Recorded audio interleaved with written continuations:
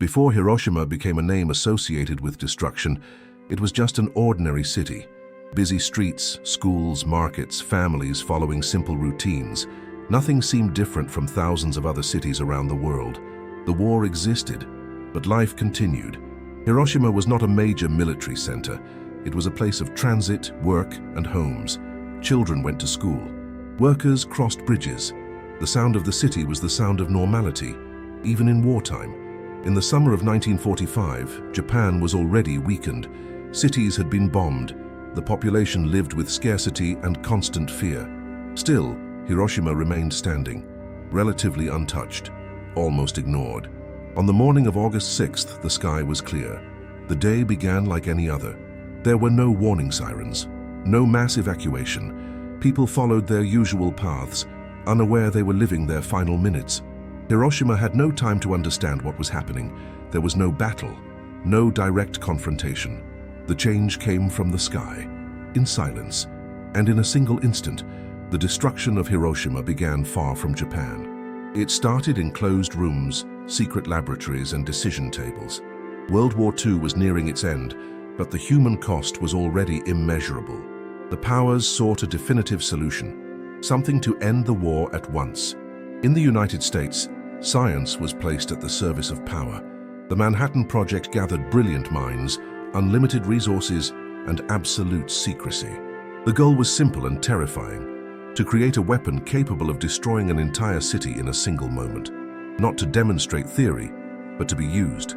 The decision was not only military, it was political, strategic, and symbolic. To show the world a force never before seen, to impose surrender through shock, to end the war through fear. The calculation did not ignore the victims, it accepted them. Hiroshima was chosen for cold reasons. It was intact enough to measure impact, favorable geography, little previous destruction, dense population, an ideal target. No public vote took place. No warning was sent. The fate of hundreds of thousands of people was decided by a few. Science crossed an invisible line, and the world would never be the same again. At 8:15 in the morning, time ceased to follow its normal course. There was no warning. There was no initial sound. The city was consumed by an absolute white light, brighter than the sun, faster than any human reaction. In a fraction of a second, Hiroshima was transformed. Buildings evaporated, bridges vanished. Bodies were thrown to the ground before understanding what had happened. The energy released surpassed anything humanity had ever created. The city was erased in a single instant. The heat reached unimaginable levels. People near the epicenter vanished without leaving traces.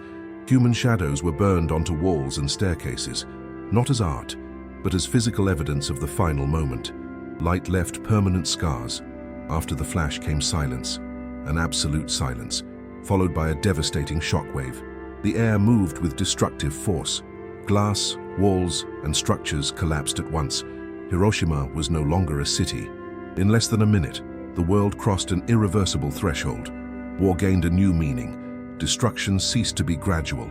It became instantaneous. And humanity entered a new era. After the flash, the city fell into a strange silence. There were no sirens, no commands. The landscape was unrecognizable. Where streets once existed, there were ruins. Where voices had been, there was absence. Survivors emerged slowly, injured, disoriented, covered in ash. Many did not know what had happened. They felt only pain, thirst, and confusion. Hospitals had been destroyed, doctors were gone. People wandered without direction, calling for relatives, holding lifeless bodies. The city offered no shelter. There was no clean water, no organized food. Fires spread among the debris. Night fell over a city without light. The sky grew heavy. A dark rain began to fall, carrying ash, residue, and silence. Hiroshima continued to vanish. No one spoke of victory. No one spoke of strategy. War had taken another form. Suffering became invisible, slow, and deep. The destruction did not end with the flash. It had only begun. When the fire faded, an invisible threat remained. Radiation had no smell, no shape, no sound, but it was everywhere. It entered bodies, water, and soil, and it continued killing in silence for years. Survivors began falling ill without immediate explanation. Wounds that would not heal, hair loss, constant fevers, extreme exhaustion. The body reacted to something medicine did not yet understand. Many died days later, others months later, some years afterward. Leukemia, cancer, and unknown illnesses spread. The suffering was not instant, it was prolonged and cruel. The victims began to be viewed with fear. Some faced discrimination. They were considered contaminated.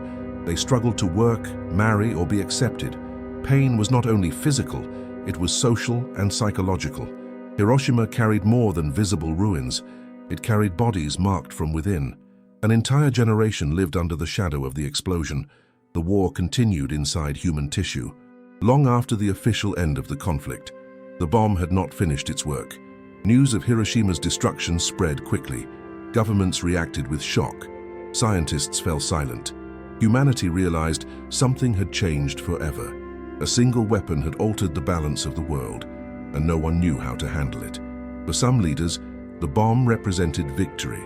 For others, a warning. The war in the Pacific was nearing its end, but a new race was beginning. Not for territory, but for absolute power. Scientists involved in the project began questioning their own choices. Theory had become reality.